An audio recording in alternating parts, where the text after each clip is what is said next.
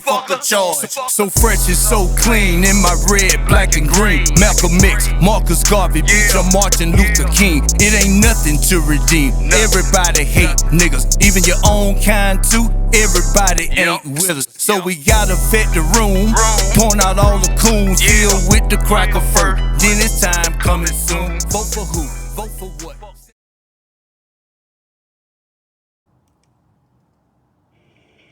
And I want to commend the leadership of the National Conference on New Politics for all of the great work that they have done in making this significant convention possible.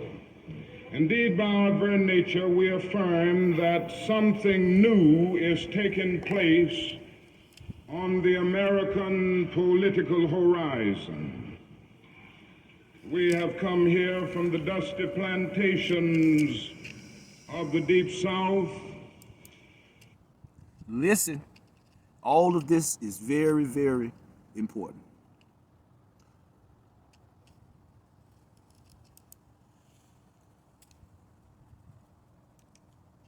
And the depressing ghettos of the North. We have come from the great universities and the flourishing suburbs.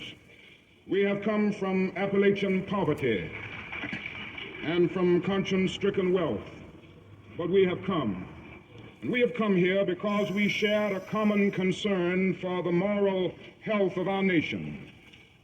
We have come because our eyes have seen through the superficial glory and glitter of our society and observed. Okay, right. He is describing the scene in the 60s, right? This was after the Voting Rights Act got passed and all this. And this is after he and foundational Black Americans in this country helped get Lyndon Johnson elected. Lyndon Johnson was running against an open, unapologetic white supremacist. I think it was Barry Goldwater, right? He was a Trump type, you know, openly white supremacist. And they ran the same game on black people that they just ran in 2020 with the Biden-Trump election, you know. One side had nothing to offer but fear. Like they played on the black people's fear of Trump. Y'all better vote for us, cause you know big bad Donald Trump get in office. You know y'all going back to slavery. So they played that angle in the 60s, just like they did today. And Dr. Martin Luther King is about to address it, and it's just as relevant today as it was when he said, "Pay attention and ride with me." If your attention span is low, you might as well go ahead and turn the video off right now, cause we gonna do a deep dive into this speech with Dr. Martin Luther King to illustrate that nonviolence was a temporary tactic, excuse me. But my brother was by any means necessary also, as you will see in this video. The coming of judgment, like the prophet of old, we have read the handwriting on the wall. We have seen our nation weighed in the balance of history and found wanting.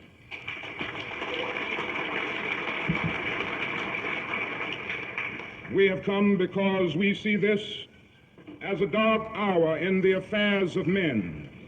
For most of us, this is a new mood. We are traditionally the idealists. We are the marchers from Mississippi and Selma and Washington, who staked our lives on the American dream during the first half of this decade. Many of them. What he's talking about right here on this part, it was like, you know, black people are optimistic people. You know what I mean? We've been faced with just incredibly dire circumstances in this country. And we always fought our way through it, whatever it was. And at this point in time, in modern times, where you got media, where you can, you know, spread the word literally overnight. And we had the attention of the world on the racism problem in America. That's supposed to be a democratic country where everybody is equal, right? So Martin Luther King felt like if he could expose that to the world as a lie, that would put pressure on his government to really do something to enact some change. But they didn't do it. Now he's talking about the mood changing. See, this is what came after all that turn the other cheat shit that they put out there, all that shit that they still trying to perpetuate through John Lewis's name. Now, like the legacy of Martin Luther King is nonviolence, that is a lie told by the enemy. See, they killed Martin Luther King. That's like a victory, and the winner of the war writes the history. He tell you, what happened in his words, through his eyes. But we gonna look into the mind, the great mind, and the mindset of Dr. Martin Luther King today. Here campaigned assiduously for Lyndon Johnson in 1964 because we could not stand idly by and watch our nation contaminated by the 18th century policies of Goldwaterism. We were the hardcore activists who were willing to believe that Southerners could be reconstructed in the constitutional image. We were the dreamers of a dream. That dark yesterdays of man's inhumanity to man would soon... Martin Luther King thought at one time that the spirit and the soul of the white man was redeemable. He realized that it was not. That's where we at right now. Soon be transformed into bright tomorrows of justice. Now it is hard to escape the disillusionment of betrayal. Our hopes have been blasted, and our dreams have been shattered. The promise of a great society was shipwrecked. Till this day, shout out to Dante Wilder. Off the coast of Asia on the dreadful peninsula of Vietnam, the poor black and white,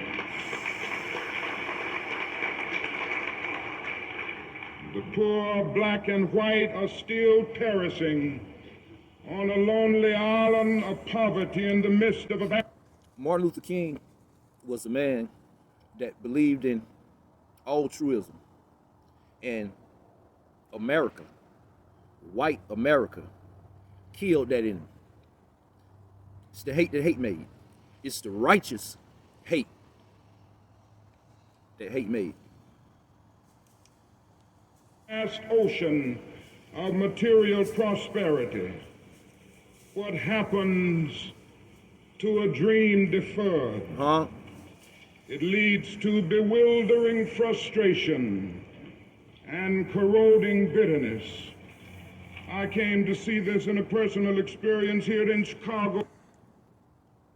And buildings burning down, and bricks upside motherfuckers' heads, and boots in crackers' ass. That's what the dream deferred brings. In 2022, Martin tried to tell him. Last summer, and all the speaking that I have done in the United States before varied audiences, including some hostile whites, the only time that I have ever been booed was one night in our regular weekly mass meeting by some angry young men of our movement. I went home that night. Okay. This part right here. Martin Luther King said he has spoke in front of people all over the world, black people, white people, everything, right?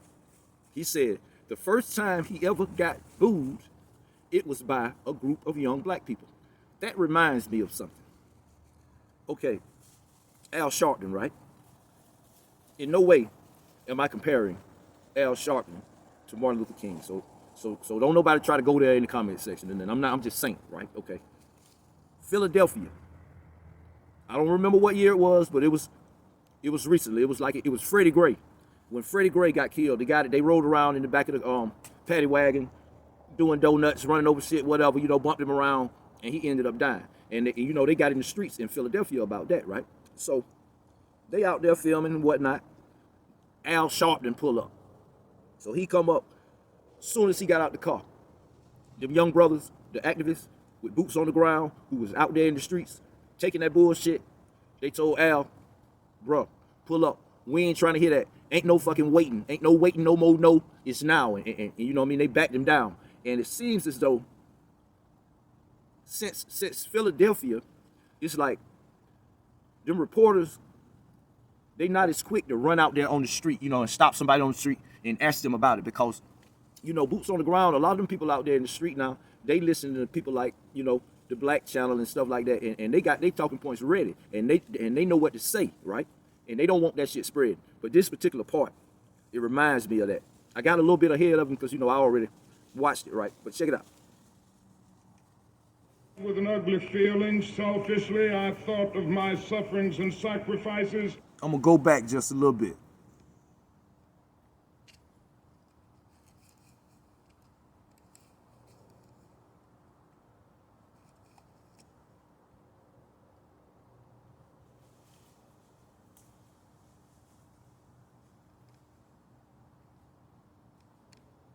In the midst of a vast ocean of material prosperity, what happens to a dream deferred? It leads to bewildering frustration and corroding bitterness. I came to see this in a personal experience here in Chicago last summer. And all the speaking that I have done in the United States before varied audiences, including some hostile whites. The only time that I have ever been booed was one night in our regular weekly mass meeting by some angry young men of our movement. Okay. I went home that night with an ugly feeling. Selfishly, I thought of my sufferings and sacrifices over the last 12 years. Why would they boo one so close to them? But as I lay awake thinking, I finally came to myself. And I could not for the life of me have less than patience and understanding for those young men. After that happened to Al Sharpton, I doubt if he laid in bed and pondered and went back through it in his mind and assessed himself the way Dr. Martin Luther King did. He probably immediately went into some kind of selfish damage control. But we gonna carry on.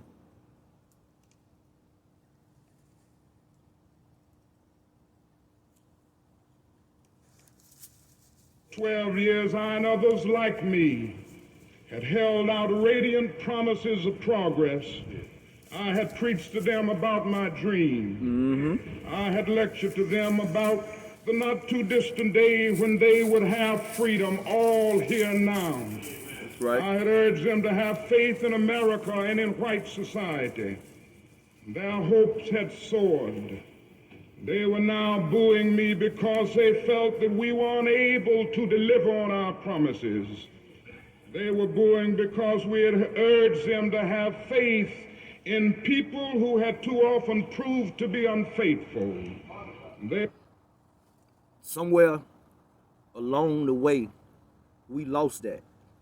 Nowadays, we'll let people make us promise after promise after promise. None of them kept. And it's never a time where we like, look, fuck that. We don't want to hear that shit. I want results. The talking is over. That's where we at right now. Listen to my brother address it. They were now hostile because they were watching the dream that they had so readily accepted turn into a frustrating nightmare. This situation is all the more ominous in view of the rising expectations of men the world over. The deep rumblings that we hear today, the rumbling of discontent, is the thunder of disinherited masses rising from dungeons of oppression to the bright hills of freedom. All over the world, like a fever, freedom is spreading in the widest liberation movement in history. Okay. The great masses of people are determined to end the exploitation of their races and lands.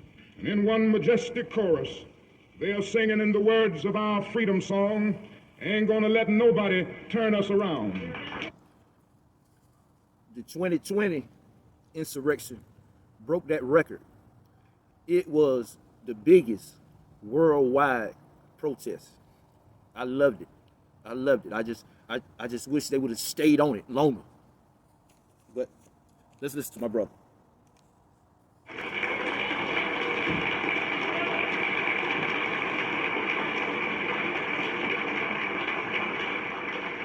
And so the collision course is set. Yep. The people cry for freedom, and the Congress attempts to legislate repression. Millions, yes. All black people stood up and got Joe Biden elected, and he legislated repression through mandates, anti-Asian hate bill that was targeted at black people. When everything came to the crescendo, the government legislated repression. What do you think happens next? Maybe my brother has an idea.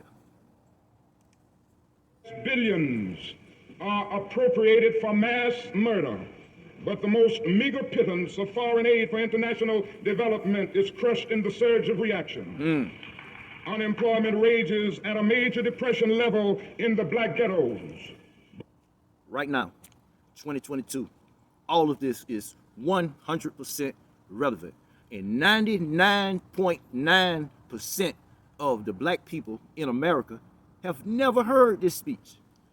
They think Martin Luther King begins and ends with "I have a dream." See, hidden in plain sight within the flowery language that Martin Luther King speaks with, and the strong cadence when he speaks, the one that Obama tried to emulate and tried to do, tried to mind fuck everybody, having sounding kind of like Martin Luther King. Did anybody else remember that? But anyway, hidden in that flowery language is a threat of what's to come. But the bipartisan response is an anti-riot bill rather than a serious poverty program. Okay.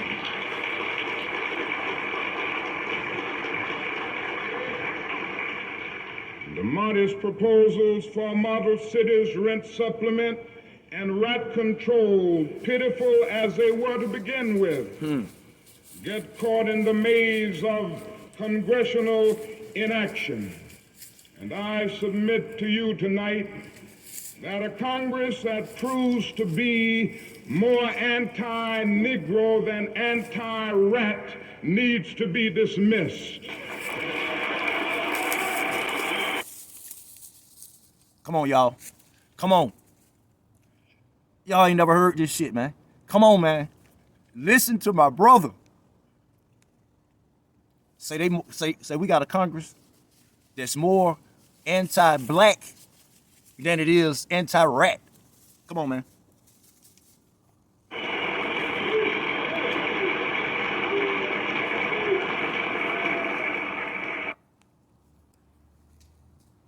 He sounds just like Malcolm X.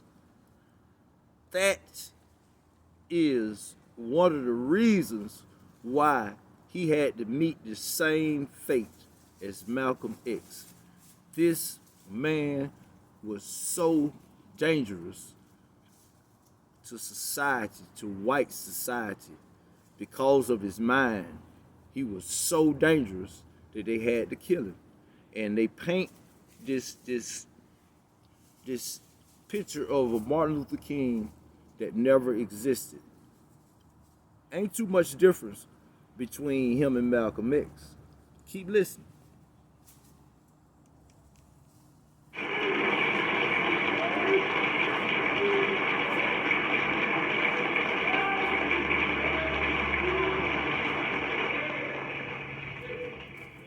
It seems that our legislative assemblies have adopted Nero as their patron saint and are bent on fiddling while our cities burn.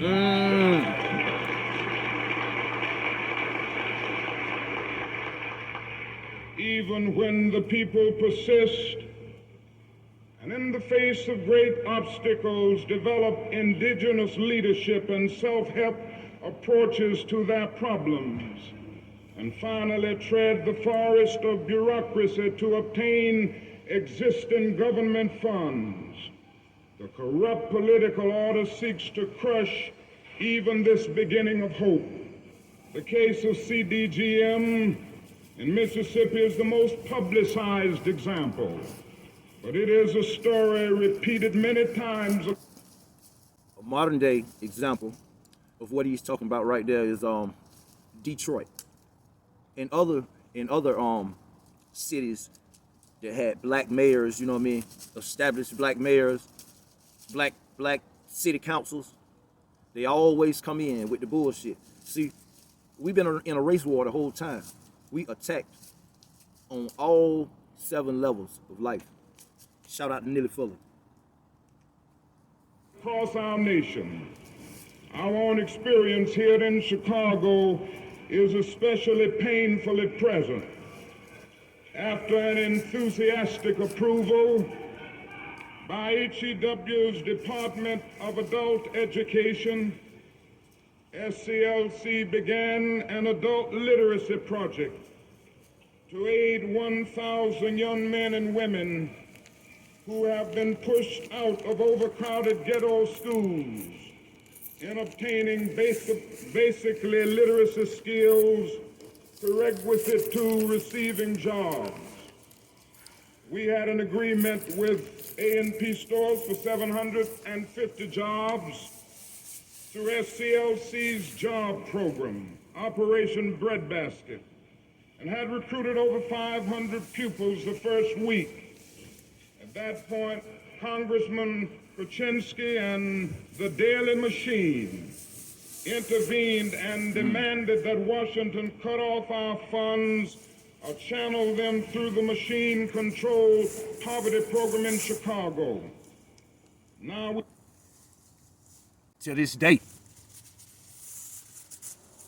our funds are being stopped as of September, and a very meaningful program discontinued. Yes, the hour is dark. Evil comes forth in the guise of good. It is a time of double talk when men in high places have a high blood pressure of deceptive rhetoric and an anemia of concrete performance.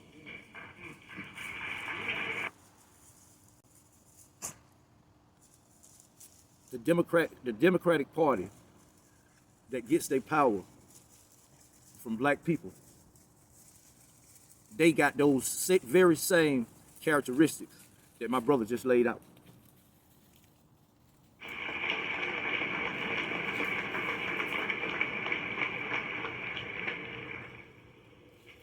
We crowd against welfare handouts to the poor, but generously approve an oil depletion allowance to make the rich richer. 6 Mississippi plantations receive more than $1 million a year, not to plant cotton, but no provision is made to feed the tenant farmer who is put out of work by the government subsidy. The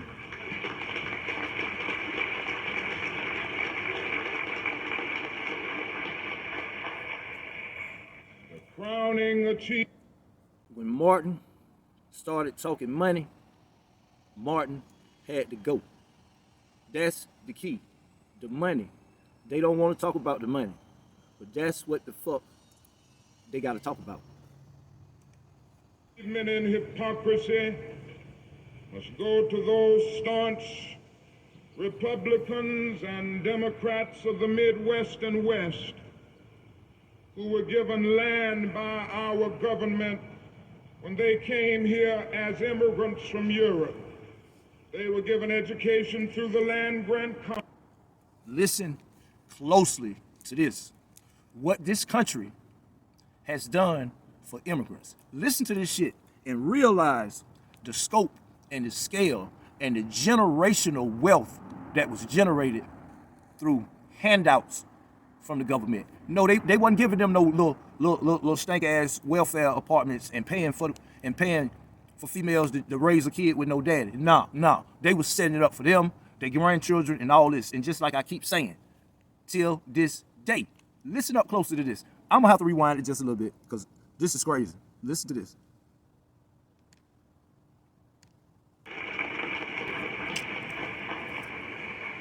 The crowning achievement in hypocrisy must go to those staunch Republicans and Democrats of the Midwest and West who were given land by our government when they came here as immigrants from Europe. They were given education through the land-grant colleges. They were provided with agricultural agents to keep them abreast of... Gave them land where he says land-grant colleges. He's talking about an actual college where they taught them how to farm. They gave them land, taught them how to farm. It's crazy. Farming trends. They were granted low-interest loans to aid in the mechanization of their farms. And now gave them loans to get tractors and all kind of shit. We talking large-scale farms now. We ain't talking about no little shit. Gave them low-interest loans for the equipment, gave them land, and taught them how to farm. Tell me where they ever did anything like that for the people that this country's wealth was built off. Now that they have succeeded in becoming successful, they are paid not to farm. And these are the same people who now say to black people whose ancestors were brought to this country in chains and who were emancipated in 1863 without being given land to cultivate or bread to eat, that they must pull themselves up by their own bootstraps. What?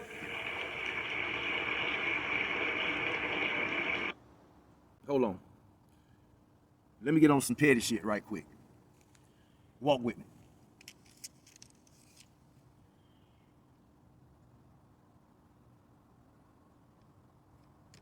Trends. They were granted low-interest loans to aid in the mechanization of their farms. And now that they have succeeded in becoming successful, they are paid not to farm. And these are the same people who now say to black people whose ancestors were brought to this country in chains and who were emancipated. As they say to black people whose ancestors were brought to this country in chains.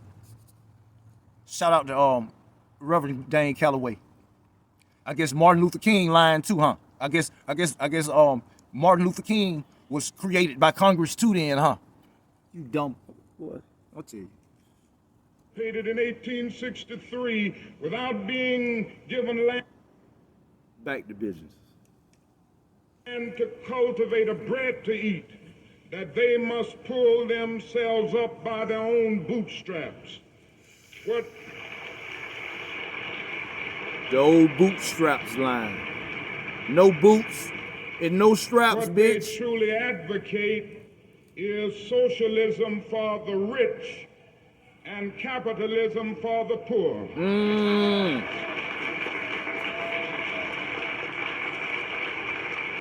Think about that. I ain't even gonna break it down. Just think about that.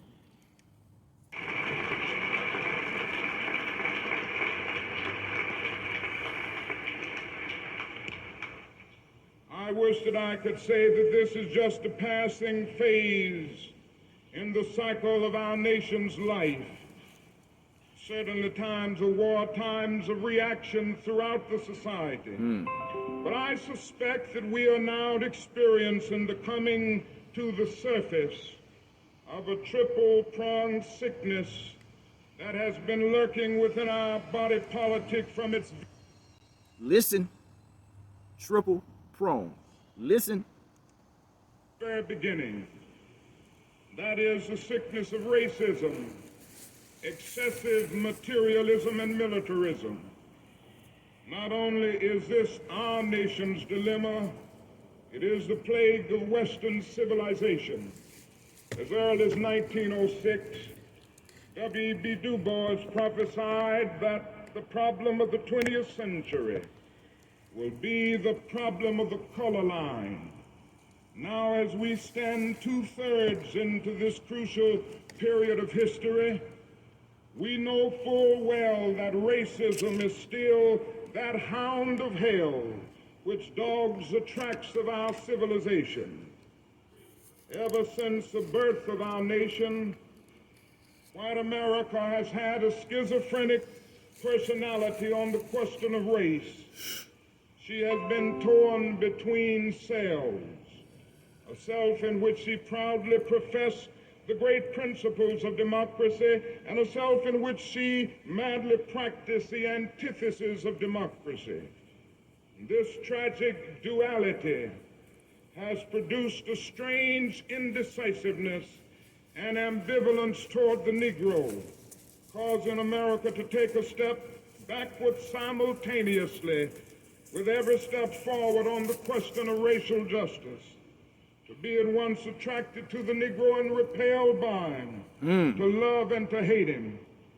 There has never been a solid, unified, and determined thrust to make justice a reality for Afro-Americans. The step Till this day. backward has a new name today. It is called the white backlash. But the white backlash is nothing new. The white lash of 2016 produced Donald Trump as your president. Like I said at the beginning, every line of this speech is still relevant today from our great brother. It is the surfacing of old prejudices, hostilities, and ambivalences that have always been there. It was caused neither by the cry of black power, nor by the unfortunate recent wave of riots in our cities. The white backlash of today is rooted in the... They don't need a reason, just an excuse. See, Colin Kaepernick gave them an excuse to turn their rhetoric up. That's what my great brother is talking about now, in his time. Same problem that has characterized America ever since the black man landed in chains on the shores of this nation. Shout out to my brother, Dane Calloway. Stop it, man. Stop it. You know, B1 is the move, and Africa is the foundation, brother. Just stop it. Let it go, man. We'll still watch your little videos or whatever. I mean, or you can be a researcher for one of those other guys, man. But back to business.